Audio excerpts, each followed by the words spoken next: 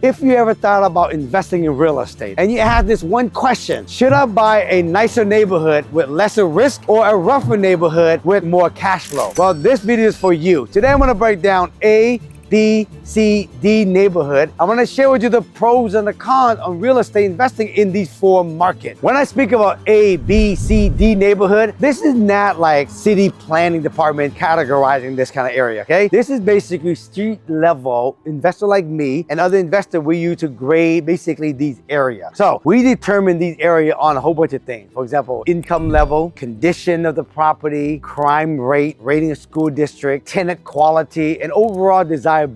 And we take a look at all this and we go A, B, C, D neighborhood. And you need to know this if you're going to actually buy and hold or buy and flip. You need to know that otherwise with the wrong strategy in the wrong neighborhood, you're gonna actually get yourself in big trouble. So I'm gonna break down all four categories, all four neighborhoods for you so you can really learn. Ready? Let's go. All right, let's start with the A neighborhood. We are in the A neighborhood area. These areas here are the higher upper end kind of a neighborhood, higher income. They are very nice homes, okay? They have homes that are brand new construction everywhere. They have older homes that are nicely remodeled. They put a lot of money into landscaping. This area right here are basically where people want to live more than actually people want to actually rent. Now, sometimes these areas, there is a few rental here and there because sometimes these areas have very good school districts. And so what happened is family, they come here, transfer over here, and they want to get into a good school district, but they're not ready to buy yet. So they will rent basically a nice home for a tenant. They do very well because a home like this, you guys, this is probably 4.5 million, 5 million bucks, and you can probably rent one of these for like $10,000, $12,000. If you were to own a $4.5, $5 million, you have to put down literally almost 50% of 5 million, 2.5 million just to break even on the mortgage and the rent. It's not a good ROI. But there are some people in these A neighborhoods that has a lot of money. They don't mind buying these nice houses and rent them out, okay? But it's not the best ROI. So these areas are very good for people to actually establish their family. They want to live here. It's quiet, it's safe, and this is where they basically make it home, not a rental area. In these areas, again, if there was 10 homes, probably 8 out of 10 are homeowners and the other 2 are rental property. So these areas, you do not ever want to buy a rental because it makes no sense, okay? I would actually buy a rehab house and fix it up and sell it. I would tear down an ugly house and build new construction and sell and make money, or I would just wholesale in this area. But I wouldn't even buy in the area. I live in the area in Seattle and I don't even buy property in the area, okay?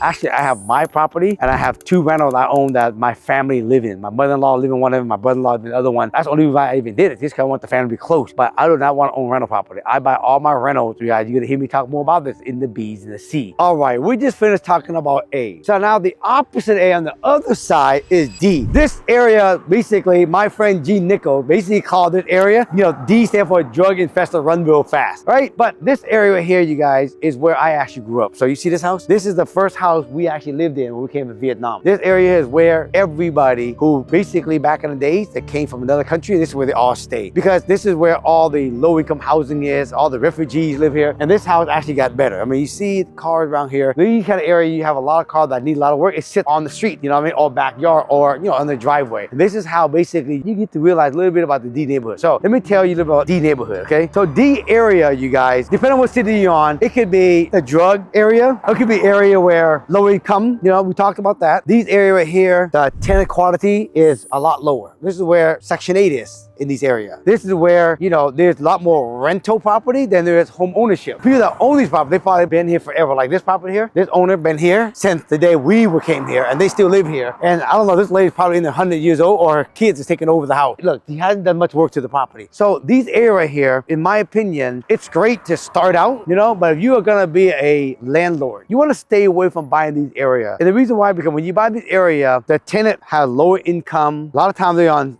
Section 8. And so what happened is that when the market gets tough, they basically will not pay or get behind payment fast. And when I started here, tenant, basically when time got tough, they stopped paying me. And then I had to try to evict them. And then you feel bad evicting them. And then on top of that, sometimes they don't want to leave. They make it tough. And when they do leave, they end up leaving the house with a lot of work for me. And by the time they leave, I have to remodel the whole entire house. So you might make better cash flow in these D neighborhoods because the price point is cheaper. And you might get guaranteed rent from Section 8. But I will tell tell you, there's a lot of work that goes into actually being a landlord in the D neighborhood, you guys. And I can tell you from experience, because I used to rent a lot of houses in these neighborhoods. So I moved a lot of my rental out of this area. I still own a few in this area because I rent them to nonprofit for low income family. And those properties, it just get wear and tear a lot. And I had to put a lot of money every time they move out. And so I will say to you, if you ever get property in this area, you should wholesale or fix and flip it, but don't actually own rental unless you want to have a lot of work for a little return. Because at the end of the day, you might say there's a lot of cash flow, but by the time you fix the property and put money back in the property, and the whole entire year, you're not gonna make a lot of profit at the end of the day. And these areas, they have a slower appreciation than other areas. By the way, I teach all this stuff in my mentorship program called Springboard to Wealth. I teach A, B, C, D, the 4 market. And inside these 4 markets, I teach you exactly the pros and cons for each one of these over and over and over. And I teach you basically, if you find deals in these areas, I teach you, hey, if you find it in the D neighborhood, here's what you should do with it. If you find it in the A neighborhood, here's what you should do with it. If you buy them in the B to C, how much you should pay. I mean, the whole thing, A to Z, on how to do real estate the right way with peace of mind and make a lot of money. If you guys been interested in investing in real estate and you don't know where to start, or you don't feel uncomfortable on where should I buy, what should I buy, this is exactly what I teach in the mentorship program. If you're interested, hit the link in the description and I'll teach you how to do that when you come be part of the family. All right, so we just really talked about D area. So now from D, everything is pretty much up from there. If you know where the D is, then the C's and the B really follow. That's where you have to see the market start to get better and better as you move towards C, B into the A neighborhood. Right now, we are standing in a C area, all right? This area is basically just not too far away from the D where I just came out of. So you see this area, the property are typically more smaller houses, not really super big. They're pretty much, I would say, a little more,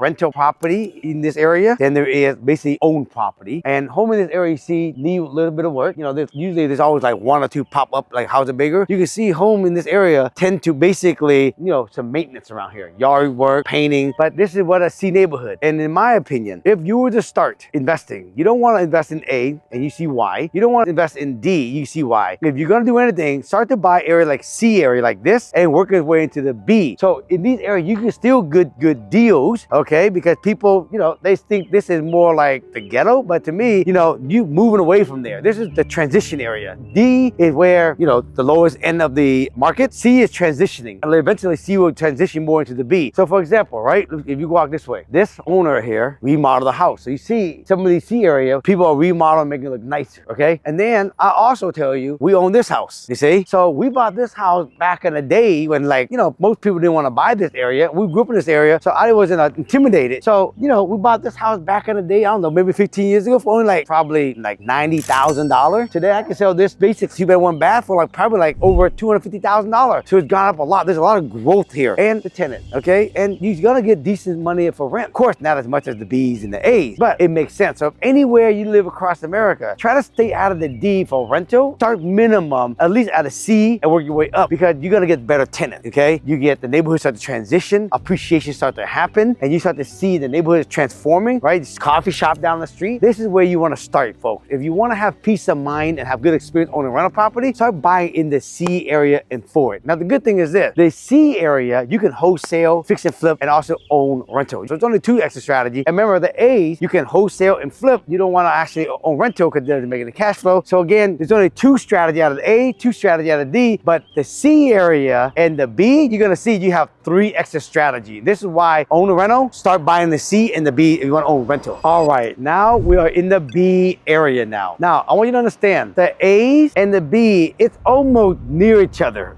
Sometimes we might even cross each other, but B and A are sometimes a lot different. They don't really cross. It's very obvious, okay? And C's and D's, they don't cross that close. I mean, it's very obvious. B's and C, you guys, it's almost a blend. You start to notice this literally like in one street, it just starts to change into better neighborhoods. So for example, this is a B area. Now, you know the B area, you start to see houses people are putting money in their house and they're making it look nice. Look, the C area in Seattle, they're basically almost the same age, they're older home. But you notice, for example, people spend money remodeling their house because these are what are called middle class, right, category. There's probably more ownership than there is renter in these areas, okay? These area has better appreciation than the C's and obviously the D's, okay? Obviously the A has more appreciation, the price point is higher, but these are more stable people with good job, okay? And you know, these area people probably work at Amazon making, you know, 100,000, 150,000 per person, and they live in the area, okay? I like these area. And these area here, I own a lot of property now. Okay, I used to own area property in the D's and the C's. And I started trading all my D's into C's and B's, and I started trading some of my C into B. Back in the day when I used to own property, you guys, in this area, I would buy a property for maybe 110, 130,000, 150,000, 200. Today, a house like that right there, you can easily sell it for like probably $900,000. Now I want to show you this. That's a nice remodel house. Also, big overtime house. And you see this backyard? This is where you come off the alley, and they got a garage in the back. These area, cities are promoting upzoning in these area. So these area right here, they might be single family, but they cut the cross over. They allow ADUs to build here, and they allow mixed use like multi-family, like townhouses. And these area, this is why more people want to be in this area. So they want to create more housing in this area, and they want to make it so that people want to live in this area. So when you buy a property to develop, the ARV is higher, so it works better, because when you build something, the cost of construction is the same for a, let's say a Dadu, ADU, 1,000 square foot, costs $350,000, $400,000 in a B neighborhood. It's gonna cost the same roughly in a C neighborhood. But the price for ARV, after fair value for an ADU might be 700 times 50 in a B, but in the C neighborhood, it's only like 600,000. So you see the different gap in value, but the cost is almost the same. So I wanna show you this, okay? Let's follow me. So I own this for here. This is an 8-unit townhouse. This is the alley side. This is where they load all the cars. So there's 4 units here, and on the other side of the street, there's 4 units facing the street. So I happen to be in the alley, and I wanna show you again. See these B area? They upzone these areas for townhouses, right? And it wasn't like this 20 years ago when I used to own property in this area, but now they always like to upzone, you know, area that's close to downtown. We're very close to downtown, right? And so of course they want to start with the higher density area, and they want to upzone it. Now a lot of places in Seattle, they have ADU, but you got to know where to build ADUs, where to do new construction, because the value of the property ain't high enough for the construction. So you see next door, right? House is very nice. You see the house over there in the corner? It's also very nice. So more and more of these area homes are being rehabbed and make them look nice, and that's why the value is going up. So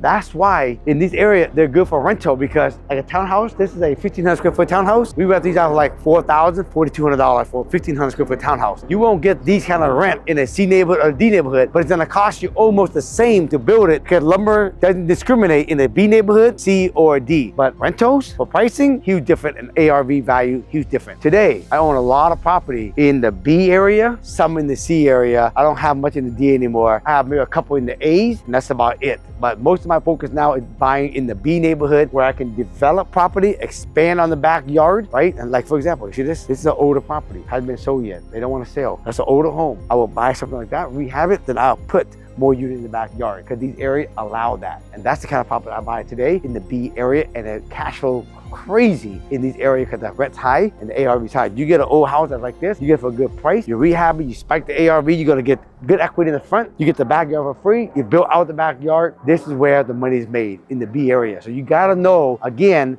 where the D's and the C's and the B in your area, folks. Also, the retail in these areas are actually coming up, okay? Because in the C neighborhood and D neighborhood, there's not a lot of retail. That's the other reason why people don't have no reason to go down there, because there's no retail, okay? So when you get an area where they have retail, it actually helps give people a place to come and live and a place to come out and entertain and eat. For example, you got the grocery store, you got new apartment building being built, you got mixed use at the bottom, there's a restaurant coming in, so all the restaurant, you got a really cool coffee shop. Look, this is a really cool, like a donut shop. These are very trending, like beer and bar area. So it's whole area is basically, it's trending and it's become more hip, and it gives people multiple reasons to come and live in these areas. This is why, folks, when I bought real estate back in it, none of this was here. Thank God I bought a whole bunch in this area. Now my value has spiked. So again, the tip here, if you're gonna buy real estate for rental, buy them in the C's and the B. Get them in the C's, okay, because you're gonna pay less for it, and then eventually buy some in the B, some in the C, transition later to C into the B's, right? And then you're gonna do well. But remember, folks, in the B's and the C, you have 3 extra strategies: wholesale, fix and flip. More importantly, you can keep as rental. A's and C, A's and D's, you can't do that. And this is why I love buy rental in the B's and C. Boom. All right, that's a wrap for this video. If y'all enjoyed this video, do me a favor, baby. Give me a thumbs up on this video. If you haven't subscribed to the channel, please do me a favor. Hit that subscribe button for me, and please forward this video to all your friends. Tell them to watch the video. Tell them to subscribe to the channel. Also, if you like what you guys hear today, okay, and the information, and you want to know more about other topics about real estate, investing, location, evaluating, put in the description description, okay? And let me know what kind of video you want me to make. We're gonna make it for you guys, all right? Until then, have an awesome day. We'll talk to y'all soon. Peace.